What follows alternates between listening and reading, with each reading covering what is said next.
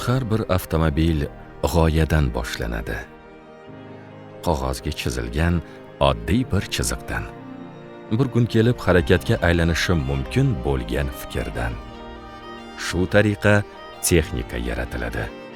O'nlab yillar davomida SamAvto muhandislik g'oyalarini ishonchli avtomobillarga aylantirib kelmoqda. Zamonaviy dizayn, kuchli texnik yechimlar va xalqaro bozorda ishonch bilan raqobat qilish imkonini beradigan sifat. Har bir avtomobil ortida inson mehnati turadi. Muhandislar, konstruktorlar.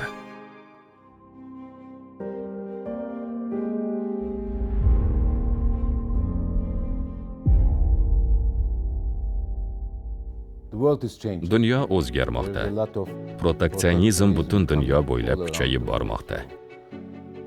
Buning natijasida so'nggi 2-3 yil ichida bozor xususiyatlari, tariflar, shuningdek import va eksportga oid davlat siyosati sezilarli darajada o'zgardi.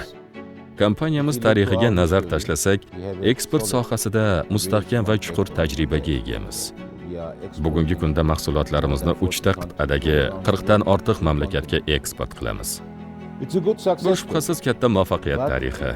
Biroq u yangi bosqich bilan davom etishi lozim. Bu bosqichning asosi turli mamlakatlarda ishlab chiqarish va yig'ish jarayonlarini tashkil etishdan iborat. Shuning uchun biz 42 yil davomida to'plagan eksport tajribamiz va know-howlarimizni boshqa mamlakatlarga ham uzatmoqdamiz. Biz boshidanoq O'zbekiston bozoriga katta qiziqish bilan qaraganmiz. Men ilk bor bu yerga 2018-yilda tashrif buyurganman. O'sha paytda Coca-Cola investitsiya imkoniyatlarini o'rganayotgan edi. Men esa avtomobil sanoatiga qiziqardim. Aynan shu safar davomida SamAvto vakillari bilan tanishish imkoniyati paydo bo'ldi. Afsuski, o'sha paytda qo'shma korxonalar tashkil etish va strategik hamkorlikni rivojlantirish bo'yicha muzokaralarni davom ettirishga erisha olmadik. Biroq 2024-yilda qayta tashrif buyurganimizda O'zbekiston prezidenti tomonidan xususiylashtirish jarayonlarini boshlash haqida qaror qabul qilingan edi. Bu esa bizda juda katta qiziqish uyg'otdi. O'zbekistonga katta rejalar bilan kelganmiz. O'zbekistonning, qolaversa, SamAvtoning kelajagi biz uchun muhim. Xabaringiz bor, avtomobil sanoatida, ayniqsa tijorat transporti segmentida juda katta o'zgarishlar yuz bermoqda. Bilamizki, elektrlashtirish eng muhim tendensiyalardan biriga aylangan. Shuningdek, avtomatlashtirish ham muhim yo'nalishlardan biri hisoblanadi. Avtonom avtomobillar va elektr transport vositalari allaqachon kun tartibiga chiqqan. Albatta, biz ham bunday o'zgarishlarni joriy etamiz. Ammo oldimizga qo'ygan ustuvor vazifalarimizdan biri bu SamAvtoni Markaziy Osiyoning ishlab chiqarish va eksport hubiga, kelajakda esa Afrikaga ham yo'naltirilgan markazga aylantirishdir. Shu sababli biz shu yerdamiz.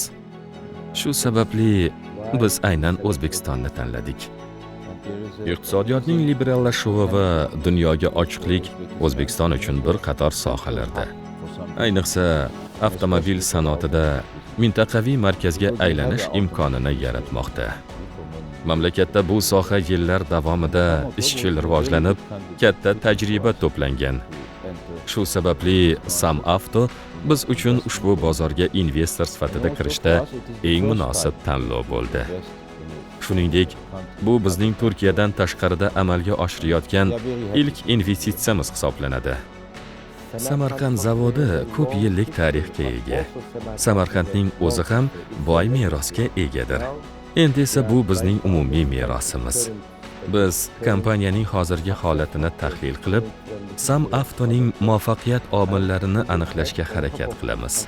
Shu bilan birga Turkiyadagi tajribamizni qo'shamiz. Aniqroq qilib aytganda, Anadolu Isuzu zavodi qariyb 7000 dona mahsulotni Yevropa mamlakatlariga 220 million AQSh dollaridan ortiq eksport ko'rinishida amalga oshiradi. Biz uchun bu kabi muvaffaqiyatni bu yerda ham takrorlashga nima to'sqinlik qiladi? Biz SamAvto tarixini va Anadolu Isuzu imkoniyatlarini birlashtirib, bu yerda ancha samarali va barqaror kelajak yaratishga hozirmiz. Umar Hayyom ta'biri bilan aytganda, birgalikda pishirilgan non ancha mazali bo'ladi. SamAvto bugungi kunda 100% xorijiy korxona. 75% ulush Anadolu Isuzu Turkiya davlati, 24,8% Isuzu Motors hamda Itochu Corporation Yaponiya davlati va bizadagi O'zbekistonni yeridagi O'zbekistonni SamAvto korxonasi va SamAvto ishchilari. SamAvto o'z faoliyatini 99-yil Sam Coach Avto sifatida boshlagan bo'lsa, o'sha paytda Coach Holding hamkor edi.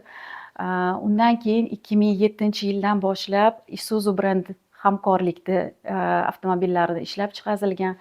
Ko'p o'zgarishlar bo'lgan, lekin eng katta o'zgarish SamAvto hayotida hozir mana shu dekabr 2025-yildan boshlandi. Bizning eng katta 75.2 ta'sischimiz sifatida Anadolu Isuzu kompaniyasi kirdi va hozirgi paytda aynan Anadolu Isuzu tegishli bo'lgan katta Anadolu Group kompaniyasi bilan ancha transformatsion, integratsion ishlar boshlangan. Bu 3 davlat 4 korxonani imkoniyatlarini birlashtirganda albatta juda ham katta texnologik o'zgarishlar kutilmoqda. Digital sohasida kiritilayotgan o'zgarishlar, iqlimga, yangi texnologiyalar, elektrifikatsiya bo'yicha katta o'zgarishlar kutilmoqda.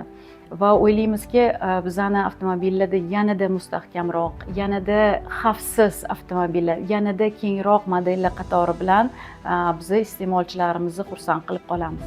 Va hozirgi bu integratsion jarayonda o'ylaymizki, yangi global darajada Anadolu Isuzuni eksport sotuv bozorlari bizga ham hozir ochilmoqda. Shu o'rinda Anadolu Group haqida gapirib o'tmoqchiman. Anadolu Group 50 yildan ziyod faoliyat yuritib kelmoqda. U 20 ta mamlakatdagi 100 dan ortiq yirik zavodlarni o'z ichiga oladi. 2025-yilda savdo hajmi 16 milliard AQSh dollariga yetdi. Bu juda katta ko'rsatkich. Buni bir qator davlatlarning yalpishki mahsuloti bilan solishtirish mumkin. Shuningdek, kompaniya 8 turli sohada faoliyat yuritadi. Salqin ichimliklar, Coca-Cola, pivo, Efes, oziq-ovqat va chakana savdo, Migros, Old Trump, avtomobil biznesi, Anadolu Isuzu, kanselyariya, Adel, qishloq xo'jaligi, Etab, tibbiyot, Johns Hopkins bilan hamkorlik va ko'plab boshqa xalqaro qo'shma korxonalar ham o'rin olgan. Anadolu Groupda 100 mingdan ziyod xodim faoliyat yuritadi. Guruhning tarkibiy kompaniyalaridan biri Anadolu Isuzu esa SamAvtoning asosiy aksiyadori. Anadolu Isuzu kompaniyasi 40 yildan buyon vaqt davomida yuk mashinalari va avtobuslarni ishlab chiqaradi. Turkiyaning eksportchilari orasida 20 yildan ortiq vaqt davomida yetakchilikni saqlab kelmoqda. Ehtimol 2018-yildagi ilk tashrifim muayyan qiyinchiliklar bilan kechgan. Biroq 2024-yilda qaytganimda eng avvalo zavod menda katta taassurot qoldirdi. U ayni paytda jiddiy o'zgargan. Mahsulot turlari kengaygan. Modernizatsiyaga salmoqli investitsiyalar kiritilgan. Eng muhimi esa insonlar. Ular ham menda kuchli taassurot qoldirdi. Shu bois o'sha paytning o'zida shunday xulosaga keldim. Ha, O'zbekiston va SamAvto bu to'g'ri va istiqbolli investitsiya yo'nalishi. So'nggi 26 yil davomida SamAvto yuqori bosqichga ko'tarildi. Endi esa navbat yangi imkoniyatlarni olib kirish, sinergiya yaratish va eng muhimi yangi iste'dodlarni rivojlantirish. Bugungi kunda asosiy vazifamiz aynan shu. Bizning raqobat afzalliklarimiz nimalardan iborat degan savol tug'ilishi tabiiy. Birinchidan, mahalliy ishlab chiqarish, ikkinchidan, yuqori darajadagi servis, uchinchidan, ishonchli mahsulot. Gap aynan yo'l transport vositalari haqida ketayotganligini unutmaslik kerak. Tijoriy transport doim ishlab turishi lozim. Tijorat avtomobili bir kun turib qolsa, bu kompaniyaga zarar keltiradi. Dunyo miqyosida shunaqa bir hisobotlar borki, bir avtomobilning ishlamay turib qolishi kompaniyaga 300 yevro miqdorida zarar keltiradi. Bu haydovchining oyligi, ishlab chiqarilgan kerakli yuklarni o'z joyiga yetib bormasligi hisobiga kompaniyaga keltiradigan zararni miqdori.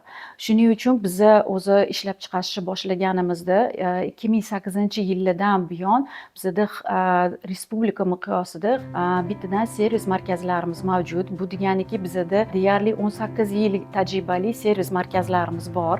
Bundan tashqari biza yilda bir O'zbekistonda hamma servis markazlarimizni birgalikda yig'ib avtomexanik texnik musobaqasini o'tkazib boramiz. Bu musobaqada ular har bitta regiondan kelgan servis markazlari o'zaro bahslashib, o'zlarini tajribalarini almashishadi va unda yutgan g'oliblar Yaponiyada bir marta o'tadigan Ayvan Grand Prix'da qatnashadi.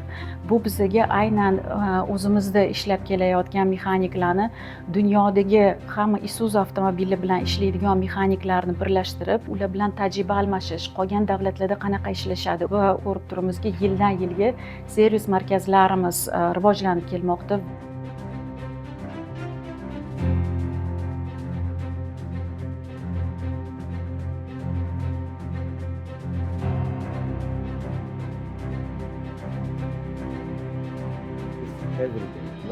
Shuning uchun biz sifatli xizmat ko'rsatish servisini, ehtiyot qismlarini yetkazishni va yuqori ishonchlilikni ta'minlaymiz.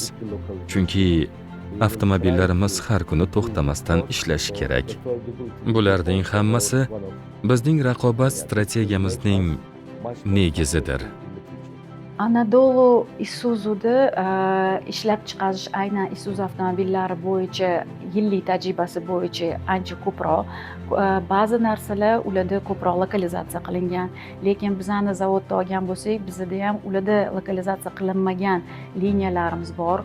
Hozirgi kunda Anadolu Isuzu bilan birgalikda Samavtani kuchini birlashtirganda o'ylaymanki, bu juda ham katta strategik va kelajagi katta, juda ham katta proyektlarni qilish mumkin bo'lgan imkoniyat yaratilmoqda. So'nggi yillarda tijorat avtomobil bozori va iste'molchilari keskin o'zgargan. Avvalda avtomobilning birinchi navbatda faqatgina qiymatiga qaralgan bo'lsa, hozirgi kunda mijozlarimiz ancha bilimli va ular avtomobilning egalik qilish qiymatiga qarashadi. Total cost of ownership birinchi o'ringa chiqib qolgan. Avtomobilni avtomobil sifatida emas, avtomobilni biznes yechim sifatida qaraladi. Ya'ni iste'molchilarda servisga e'tibor katta, servis bormi, yo'qmi, ehtiyot qismlarida ta'minlanganlik bormi, yo'qmi va avtomobilning ikkilamchi bozorda uning narxini o'zgarishi ko'rib boriladi. Va esimda bor, 10 yillar avval bizda avtomobil modellar qatorimizda konditsionerli va konditsioneri bo'lmagan avtomobillar bo'lganda, har doim arzonroq konditsioneri bo'lmagani tanlanardi. Va shunda kompaniyada o'zimizda qaror qilganmiz, iste'molchilarni konditsioner ishlatishga o'rgatish maqsadida konditsionersiz avtomobillarni olib tashlab, faqat konditsionerli avtomobillar taklif qilingan edi. Hozirgi kunda esa shunchalik sharoitlar o'zgarib, iste'molchilar qulaylikka o'rganib, faqatgina ancha qulayligi, ichida shart-sharoiti bor bo'lgan avtomobillar talab qilinmoqda. Mahalliylashtirish har qanday davlat uchun katta ahamiyatga ega. Birinchi navbatda mamlakatga know-how olib kirilib, avtomobil sanoati uchun ekotizim yaratiladi. Mahalliy ishlab chiqaruvchilarning mavjudligi eng avvalo xarajatlarni kamaytiradi va iste'molchilar uchun narxlar ham arzonlashadi. Ikkinchidan, katta zaxiralarisiz ishlash imkoniyatini beradi va bozor talablariga tez va samarali javob berish imkoniyatini ochadi. Shuningdek, mahalliylashtirish texnologik know-howni o'zlashtirish bilan ham bog'liq. Ko'rinib turibdiki, bu strategiya barcha tomonlar uchun manfaatlidir. Bizning maqsadimiz kelasi 3-5 yilda barcha mahsulot turlarimizda mahalliylashtirish darajasini 30% ga yetkazish. O'zbekistonning avtomobil sanoatini rivojlanishini ko'rib, qo'shni davlatlar ancha havas bilan qarashadi. Shu o'rinda Qirg'izistonda hozirgi kunda bizani avtomobillar ishlab chiqarishni boshlangan. Shu texnologiyalarni qo'yish, ishlab chiqarish tajribalari bilan bo'lishish bo'yicha aynan bizani zavod xodimlarimiz hozir katta ish olib borishgan. Shu bilan birga Ozarbayjon davlatida ham hozir bizani aynan zavod modellari ishlab chiqarish yo'lga qo'yilgan. Va bugungi kungacha ham aytsa bo'ladiki, yana bir ikkita davlatlar bilan muhokamalar ketilyapti.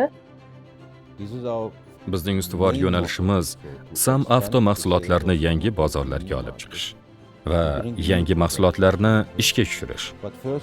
Biroq bundan oldin texnologik bazani va boshqaruv tizimlarini mustahkamlashimiz shart. Yakunda esa bu mening shaxsiy orzuyim. Sam Avtoda shunday kadrlarni tayyorlashimiz kerakki, ular dunyo miqyosida raqobatbardosh bo'la olsin. Inson kapitaliga oid asosiy maqsadimiz shundan iborat. Zavodda bo'lganimda men odamlarning ko'zlariga qarab, yuzlarida samimiy ifodani ko'raman. Ularning mahsulotga bo'lgan e'tibori va ishonchi meni ham qanoatlantiradi. Ular zavodga o'z farzandiga bo'lgani kabi e'tibor qaratadilar va zavodda ushbu muhitni saqlab qolish hammamiz uchun katta burch. Odamlar bu yerga faqatgina ishlash uchun emas, balki O'zbekistonda ishlab chiqarilgan degan missiya hissi uchun keladilar. Ular yuqori sifatli mahsulot yaratgan holda ulkan bir jarayonning bir qismiga aylanadilar. Talabalikdan keyin Samavtoga ishga kirganman. 18 yildan beri ustozlarni ko'rdik, ko'p narsani o'rgandik. Hozirgi kunda shu uzoq yillar davomida ishlayotgan hamkasblarimizni ko'pchiligi rahbar bo'lgan, qo'li ostida ko'p shogirdlar ham yetkazgan. Shuncha yil davomida Samavto hayotimizni bir ajalmas qismiga aylangan va bizni deyarli hammamiz bir oiladek bo'lib qolganmiz. Men 1999-yil 1-mart kuni 23 yoshimda institutni tugatishim bilanoq ushbu zavodga ishga kirganman. Ish faoliyatimni stanok operatori sifatida boshlaganman. Zavoddagi amaliyotlarning ko'p jihatlari oliy ta'limda o'rgatilmasida. Barchasini ish jarayonida o'zlashtirdik. Mana 27 yildirki, har kuni ishga kelib, yangi bilim va tajriba orttirishda davom etyapman. Hozirda ishlab chiqarish departamenti direktori sifatida 11 ta sexdagi 800 nafar xodim faoliyatini boshqaraman. Barqaror rivojlanish biz uchun asosiy ustuvor yo'nalishlardan biridir. Bu nafaqat ekologik masalalarni, balki inson omilini ham qamrab oladi. Shu nuqtai nazardan kompaniyada ayollar ulushi, ularning ish joyidagi xavfsizligi va farovonligi biz uchun juda muhim. Bu yerda ayollar turli lavozimlarda, jumladan rahbarlik pozitsiyalarida faoliyat yuritayotganini ko'rib, men juda quvondim. Vazifam ayollarning ishlab chiqarish va texnologik jarayonlardagi ishtirokini yanada qo'llab-quvvatlash. Agar bir necha yil ichida bu yo'nalishda sezilarli natijaga erishsak, bu katta yutuq bo'ladi. Zavodni barpo etish 3 yillik masala xolos. Lekin inson kapitalini rivojlantirish uchun kamida 10-15 yil kerak. Sam Avtoning kuchi shubhasiz uning ishchilarida, kompaniya merosida va uning boy tarixida.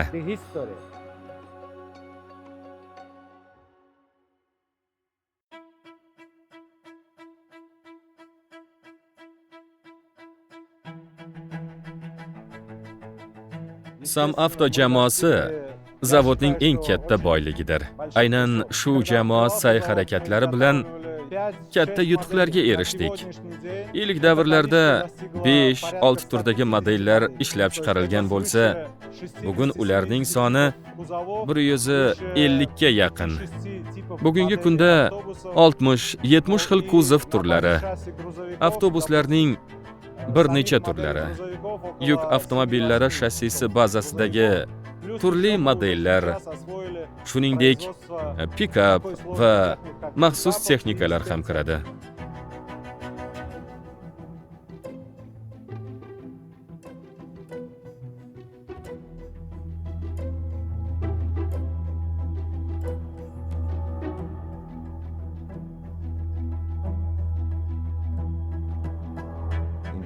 Bugun avtomobil sanoatida katta texnologik sakrash kuzatilmoqda. Bu faqat elektrlashtirish yoki muqobil energiya manbalari bilan bog'liq emas, balki connected cars, ya'ni o'zaro bog'langan avtomobillar konsepsiyasi bilan ham chambarchas bog'liq. Natijada transport vositalari atrof muhit bilan yanada uyg'un va integratsiyalashgan tizimga aylanmoqda. Sohadagi o'zgarishlarga ta'sir qilayotgan yana bir muhim omil ekologik talablarning ortib borayotganidir. Bu talablar nafaqat mahsulotlarga, balki ularni ishlab chiqaradigan zavodlarga ham taalluqli. Quvonarlisi shundaki, O'zbekiston hukumatı ekologik masalalarga katta e'tibor qaratmoqda. Albatta, mavjud avtoparkni elektr yoki boshqa muqobil energiya manbalariga o'tkazish ko'proq vaqt talab qiladi. Buning uchun infratuzilmaga investitsiyalar va zarur sharoitlar yaratilishi lozim. Biroq bizda buning uchun barcha imkoniyatlar mavjud. Chunki portfelimizda allaqachon elektr, suyultirilgan tabiiy gaz va bioyoqilg'i asosida ishlaydigan avtobus hamda yuk mashinalari bor. Biz ushbu yo'nalishlarni SAM Avto faoliyati doirasida bosqichma-bosqich joriy etishni rejalashtirmoqdamiz. Turkiyada mahsulotimiz qariyb 22 ming turdan iborat bo'lib, uning 75% Yevropa mamlakatlariga yetkazib beriladi. Shu usulni O'zbekistonda ham joriy qilamiz. Avtobuslar uchun, ya'ni yo'lovchi tashish yo'nalishida elektrifikatsiya allaqachon qo'llanila boshlangan. Ammo yuk transportida esa vaziyat birmuncha murakkab. Batareyalar anchayin og'ir va xarajat chegarasi cheklangan. Shuning uchun to'liq joriy etishga vaqt talab etiladi. Shu bilan birga vodorod texnologiyalari va tegishli infratuzilma rivojlanishi mahsulot liniyasida ushbu yechimlarga investitsiya qilish va rivojlantirish imkonini beradi. Biz sanoat o'zgarishlariga tayyormiz. Mahsulotlarimiz bu yil bozorga chiqadi. CNG yechimlari esa kelasi yili taqdim etiladi. Shuningdek, O'zbekistonda 12 metrli avtobuslar va elektrobuslar ham paydo bo'ladi.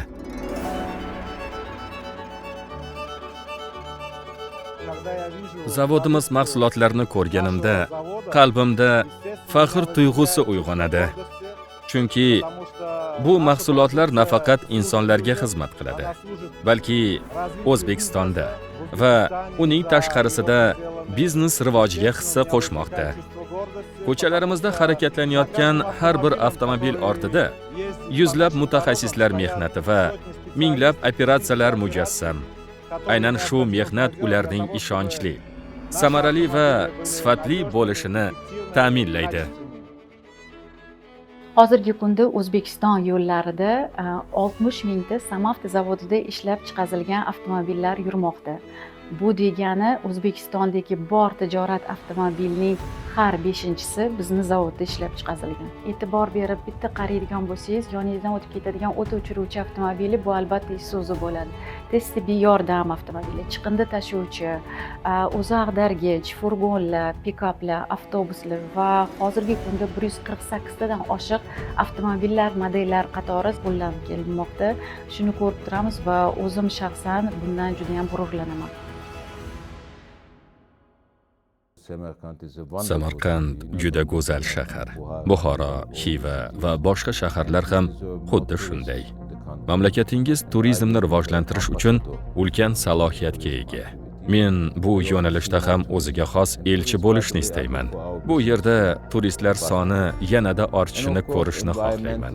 Shu bilan birga turizm bizning biznesimiz. Ayniqsa avtobus yo'nalishi uchun ham muhim ahamiyatga ega. Ekologik nuqtai nazardan quyosh panellaridan foydalanishni kengaytirish, muqobil energiya manbalari ulushini oshirish va mahsulot portfeliga gaz, biogaz hamda elektr transport vositalarini kengroq joriy etish muhimdir. Shuningdek, kompaniya savdo hajmini kamida 2,5 barobar oshirish mening bosh maqsadlarimdan biridir. 10 yildan so'ng zavodimizda qanday o'zgarishlar ro'y berishini kutmoqdaman. Mijozlarimizdan iborat katta navbatlarni ko'rib, yanada g'ururlangan bo'lardim. Afrika va Markaziy Osiyo mamlakatlariga mahsulot yuborish uchun shoshilayotgan odamlar avval mening mahsulotim, mening transportim yuborilsin degan istaklar yangrashini istardim. Shunda biz mijoz qidirish bilan emas, balki ishlab chiqarish va logistika quvvatini kuchaytirish tashvishi bilan mashg'ul bo'lardik. Bu esa bizga ko'proq mas'uliyat yuklab, yanada aktiv bo'lishga turtki yaratadi. Shuni ta'kidlashim kerakki, men hozir ham O'zbekiston va zavodimiz yutuqlari bilan g'ururlanaman. Meni eng ko'p taassurot qoldirgan jihatlardan biri bu yerda o'zimni xuddi uyimdagidek his qilishimdir. O'zbek va turk madaniyatlari juda o'xshash. Men va jamoam bu yerda o'zimizni juda erkin va qulay his qilmoqdamiz. Bu katta afzallikdir. Til jihatidan ham yaqinlik mavjud. Madaniy nuqtai nazardan biz o'zimizni juda tabiiy his qilamiz.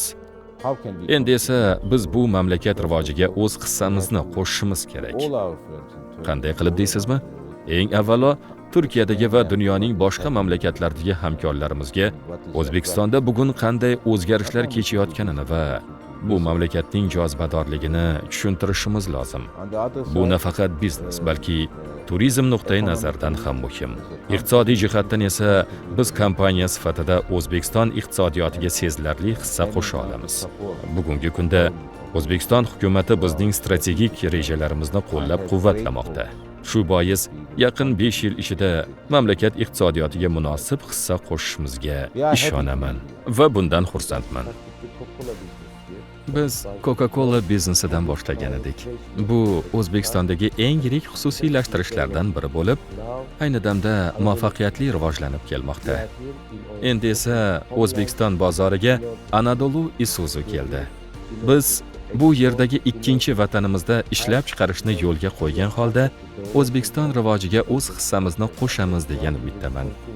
Shu bois biz SamAvtodagi o'zbek do'stlarimiz bilan birgalikda tarixiy muvaffaqiyatni davom ettiramiz. 30 yil sinovlar, o'zgarishlar va o'sish yo'li. Ammo eng muhimi o'zgarmaydi. Ishonchli texnika yaratishga bo'lgan intilish, odamlar ishonadigan texnika. SamAvto, hayot uchun yaratilgan harakat.